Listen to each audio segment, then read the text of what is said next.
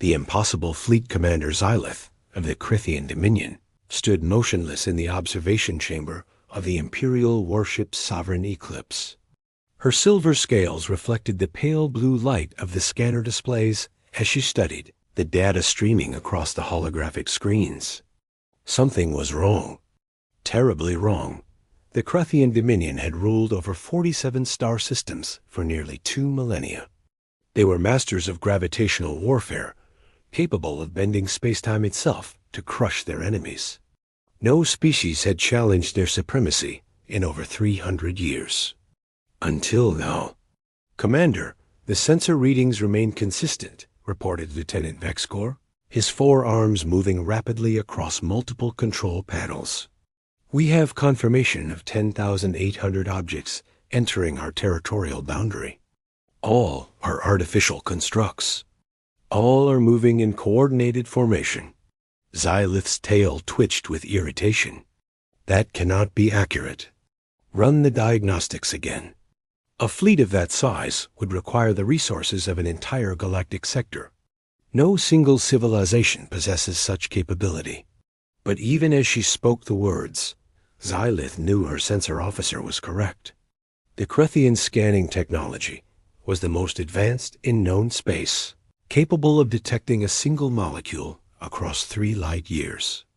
The systems did not malfunction. They did not lie. She moved closer to the primary display, her eyes narrowing as she examined the energy signatures of the approaching vessels. What she saw made no logical sense whatsoever. The ships produced no gravitational distortion fields, no quantum tunneling signatures, no dark matter displacement. Instead, the sensors detected primitive chemical propulsion systems augmented by what appeared to be nuclear fusion reactions. Technology that the Crithian Empire had abandoned nearly 1,500 years ago as inefficient and dangerous. How fast are they moving? Xylith asked quietly. Vexcor consulted his instruments. 0.7 light speed, Commander. And accelerating. Impossible. Xylith felt a cold sensation spreading through her core. Ships using such primitive propulsion should barely achieve 1/10 light speed. Yet this armada moved as though powered by far more advanced systems. The contradiction made her head ache. "Show me their formation pattern," she commanded. The hologram shifted, displaying the unknown fleet in 3 dimensions. Xylith studied the arrangement carefully. The vessels maintained precise geometric spacing, moving in patterns that suggested advanced tactical coordination. Large vessels formed protective shells around smaller ones. Scout ships darted between the formations in regular intervals. It was clearly a military fleet, but the tactical doctrine matched nothing in the Crithian database. "Communications, broadcast on all standard frequencies," Xylith ordered. "Demand immediate identification and statement of purpose. Inform them they have entered Crithian territory without authorization." The communications officer, a young male named Threxus, worked his console with practiced efficiency. "Broadcasting now, Commander. All 47 known galactic languages included in the transmission." Minutes passed, then an hour. No response came from the approaching armada.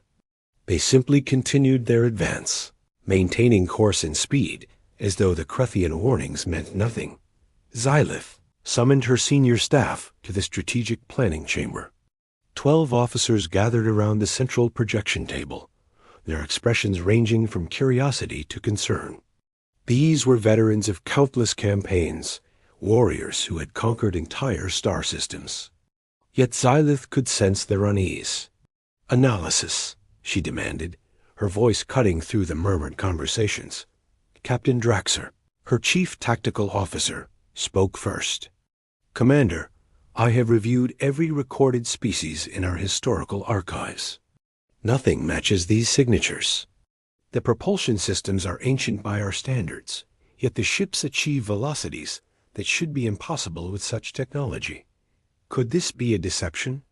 Asked Captain Mylara, the intelligence director. "Perhaps they are masking their true capabilities to appear weaker than they are?" Draxer shook his head. Our sensors penetrate all known cloaking technologies. What we see is genuine. These ships truly operate on primitive fusion and chemical propulsion. Then how do they move so fast? Xylith demanded. Silence fell over the chamber. No one had an answer. Finally, Science Officer Quallix stepped forward. She was elderly by Crithian standards. Her scales faded to pale gray, but her mind remained sharp. Commander, may I propose a theory? Speak. What if these vessels are built differently than ours?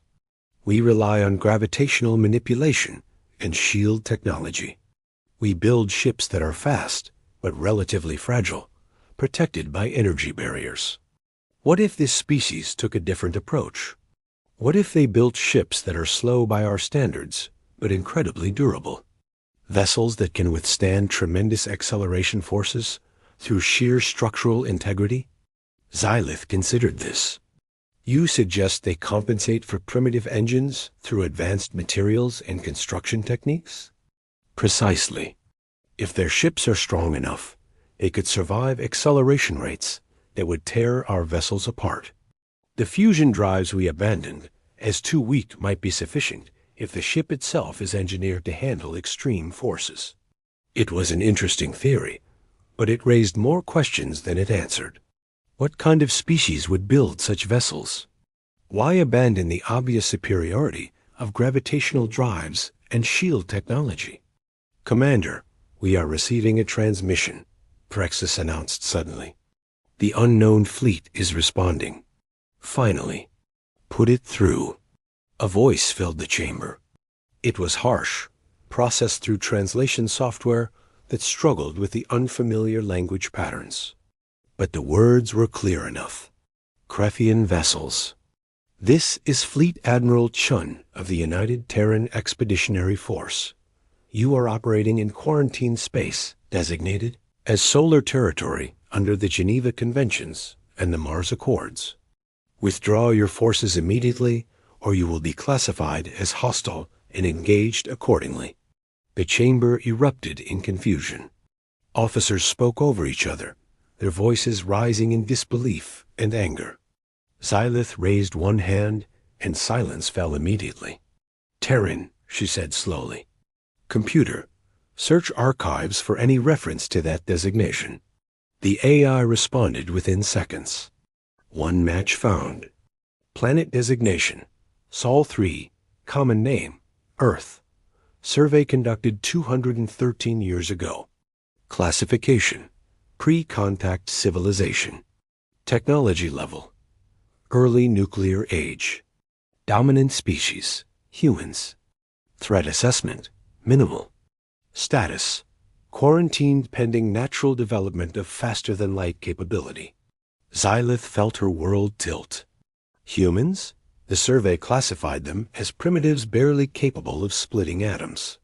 They had no space travel beyond their own moon. They were centuries away from interstellar capability. The data is accurate, Commander, the AI confirmed. However, the survey is over 2 centuries old. Conditions may have changed. Changed? Captain Draxer's voice dripped with scorn. Commander, this is clearly an elaborate deception. No species advances from nuclear fission to interstellar fleet construction in 200 years. It is developmentally impossible. Asterisk. And yet, Quallix said quietly, that fleet exists. 10,000 ships. All human. All here. Xylith stared at the holographic display showing the approaching armada. Humans. The word seemed absurd. She remembered reading the original survey report during her academy training. Earth was classified as a high-gravity death world, hostile to most known life forms. Its dominant species were violent, territorial, and prone to self-destructive behavior. The recommendation had been clear. Avoid contact until they either destroyed themselves or matured enough to join galactic civilization peacefully. Apparently, neither had occurred. What are our orders, Commander? Asked Captain Mylara. Xylith made her decision. Assemble Battle Group Omega, 5,000 warships, full weapon systems and gravitational defense fields. We will meet this human fleet with overwhelming force and remind them of the natural order of the galaxy. Her officers saluted and moved to execute her commands. Within 3 hours, 5,000 Krethian warships had assembled in standard intimidation formation. It was a wall of deadly power, capable of destroying entire planets. The formation had never failed to break the will of lesser species. As the battle group prepared to engage faster-than-light drives, Xylith allowed herself a moment of confidence. Whatever tricks these humans possessed, they would crumble before the might of the Krethian Dominion. They always did. The fleet jumped to intercept coordinates, and Xylith's world changed forever. When giants fall, the Krethian battle group Omega emerged from faster-than-light travel at the designated intercept coordinates, and Commander Xylith immediately ordered full tactical scanning of the human fleet. Now that they were closer, the sensors could penetrate deeper into the strange vessels, revealing details that made the situation even more confusing. Commander, initial scans complete, Lieutenant Vexgor reported, his voice carrying a note of disbelief. The human vessels have no gravitational shield generators. None at all. Their defensive systems appear to rely entirely on physical armor plating. Xylith moved to the tactical display, studying the data with growing bewilderment. How thick is their armor? Readings show between 4 and 8 meters of layered metal alloys on the larger vessels. Multiple plates with spacing between them. The construction is crude but extensive. 8 meters of solid armor. Xylith had never encountered such absurd engineering. Modern warships relied on gravitational shields that could deflect or absorb incoming fire. Physical armor was dead weight, making ships slow and inefficient. Yet these human vessels carried tons of metal plating like ancient warriors wearing heavy battle armor. What about their weapon systems? She asked. Captain Draxer worked his console, analyzing the human armament. Commander, this makes no sense. They carry kinetic weapons. Electromagnetic rail systems that launch solid projectiles. No plasma cannons, no particle beams, no gravitational disruptors. Just metal slugs accelerated to high velocity. A ripple of laughter spread through the command bridge. Kinetic weapons were ancient technology, the kind taught in military history courses as examples of primitive warfare. Modern shields deflected such projectiles with ease. They are even more backward than we thought, Captain Mylara said with contempt. Commander, a single demonstration of our power will send them fleeing back to their home system. Xylith nodded slowly. Activate all weapon systems. Raise gravitational shields to maximum output. Communications. Broadcast final warning. Tell them to surrender immediately or face destruction. The Krethian battle group came alive with deadly energy. 5,000 warships powered up their weapons simultaneously, creating a display of force that had terrified countless civilizations into immediate submission. The gravitational shields glowed with barely contained power, bending light around the vessel's invisible distortion patterns. The human fleet did not slow down. They did not alter course. They did not respond to the warning. Instead, something unexpected happened. The human ships began to change formation. The massive vessels moved to the front, creating a wall of armor between the smaller ships and the Krethian fleet. It was a tactic from ancient naval warfare, battleships protecting cruisers.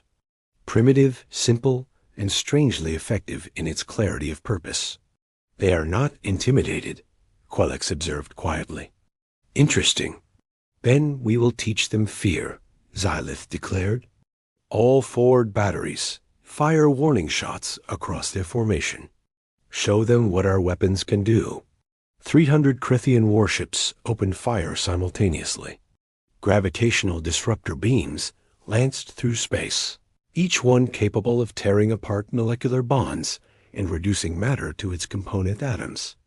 The beams struck the leading human vessels with devastating accuracy. And the human ships kept coming. Xylith stared at her display in shock. The gravitational beams had made contact. The sensors confirmed impact, but the human vessels showed minimal damage. Sections of their armor glowed white-hot where the beams had struck, but the ships maintained course and speed. "Report," she demanded, her voice sharp with disbelief. "Commander, the human armor is absorbing our weapons' fire," Vexcor said, his hands moving frantically across his console. "The layered plating is dissipating the gravitational disruption across multiple surfaces. It is crude but effective. They are built to withstand tremendous punishment. Increase firepower. All batteries, full bombardment. Target their propulsion systems." The Krethian fleet unleashed its full arsenal. 5,000 warships poured destructive energy into the human formation, creating a storm of gravitational disruption that should have torn the enemy vessels apart. At the molecular level dot, the human dreadnoughts took the hits. Armor plating cracked, sections vented atmosphere, whole pieces of hull tore away under the sustained assault. The humans were taking damage, serious damage. But they were not stopping. They were not breaking formation. They were not retreating dot, and then the humans fired back. Xylith watched in confusion as the human ships launched their primitive kinetic weapons. Simple metal projectiles, accelerated by electromagnetic force. Her shields would stop them easily.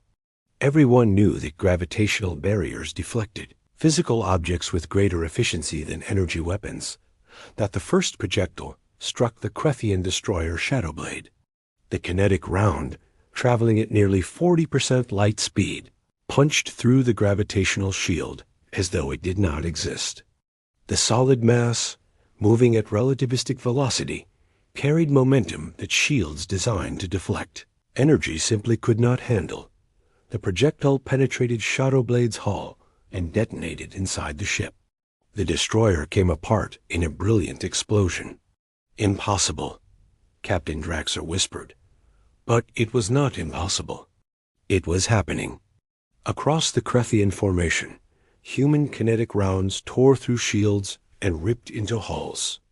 Ships that had survived decades of warfare were destroyed in seconds. The Krethian fleet, built around gravitational technology, had no effective defense against simple mass moving at tremendous speed. "Evasive maneuvers," Xylith shouted. "All ships scatter formation?" Too late. The human fleet launched missiles. Thousands of them. The sensors counted over 20,000 separate launches in the span of 10 seconds. The missiles moved with frightening intelligence, adjusting course to track Krethian vessels as they maneuvered. Krethian point defense systems engaged, destroying hundreds of missiles. But thousands more penetrated the defensive fire. These were not simple explosive warheads. They were penetrator weapons, designed to punch through armor before detonating internally. Xylith watched in horror as her fleet came apart. Ships exploded from internal detonations. Others went dark as their power systems failed. The neat battle formation dissolved into chaos as vessels tried desperately to escape the missile swarm. Commander. Detecting additional launches from the human fleet, Vexcor reported, his voice trembling. "They are deploying smaller craft. Hundreds of them. They appear to be fighter-class vessels. Fighter craft. Another ancient concept. Modern warfare happened at ranges where small vessels were irrelevant.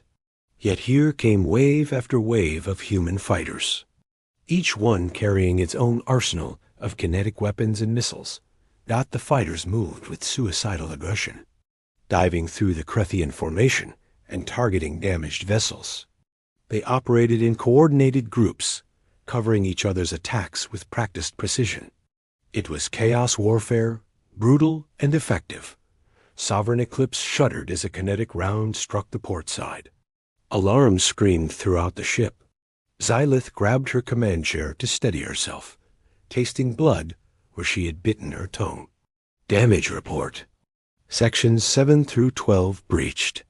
Gravitational shield generator 3 is offline. We have casualties on multiple decks. One hit. One kinetic projectile had done more damage than most enemies managed in an entire engagement. Commander, we have lost over 1,500 ships, Captain Nylara reported, her voice hollow with shock. Casualty counts are still coming in, but estimates suggest 40,000 dead or missing. Asterisk 1,500 ships. 40,000 Krethian warriors. Gone in less than 10 minutes of combat. All ships retreat, Xylith commanded, the words bitter in her mouth. Emergency jump to rally point Theta, now. The surviving Krethian vessels engaged their faster-than-light drives, fleeing the battlefield in disorder. As Sovereign Eclipse prepared to jump, Xylith caught a final glimpse of the combat zone. The space where 5,000 Imperial warships had formed their intimidating wall was now filled with debris and bodies. And the human fleet, barely slowed by the engagement, continued its advance toward Krethian territory. The jump to FTL felt like defeat. Because it was in the aftermath, as damage reports flooded in, Xylith sat in her command chair and tried to understand what had happened. The humans had not won through superior technology. Their weapons were ancient. Their tactics were primitive. Their ships were built like flying fortresses from a bygone era. Asterisk. But they had studied their enemy. They knew Krethian shields could not stop physical mass at relativistic speeds. They knew gravitational disruptors could be absorbed by layered armor. They knew that overwhelming missile swarms would saturate point defenses. Every aspect of human military doctrine seemed designed specifically to counter Krethian advantages. Science Officer Qualix approached Xylith's chair, her old eyes sad. Commander, I have been reviewing the original survey data on Earth. There is something you need to know. What is it? Earth is classified as a Class 12 death world. Do you know what that means? Xylith shook her head. It means the planet itself is constantly trying to kill everything that lives on it. Extreme weather, tectonic instability, deadly predators, toxic atmosphere by our standards. Humans did not evolve on a peaceful world. They evolved in constant warfare with their environment and with each other. Qualix pulled up images of Earth creatures. Massive animals with crushing jaws. Tiny organisms that killed with poison. Predators that hunted in coordinated packs. Humans learned to survive on a planet that would kill most species within hours. They learned to adapt, to innovate, to fight with whatever resources they possessed. They did not develop gravitational technology because they focused on what worked with the materials available to them. The images shifted to show human history. Thousands of years of warfare. Weapons evolving from simple clubs to nuclear devices. Constant conflict driving rapid technological advancement. They are a species forged in fire, Commander.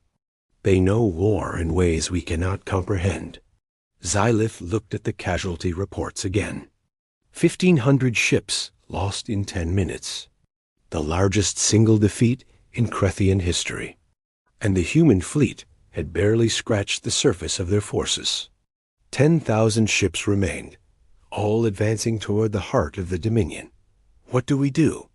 She asked quietly. Qualix met her gaze.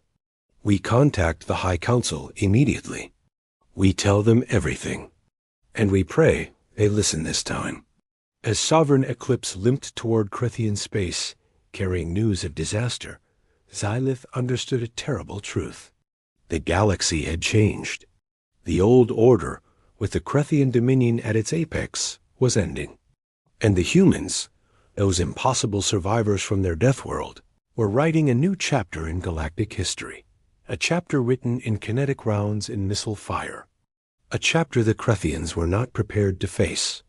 End of story, asterisk.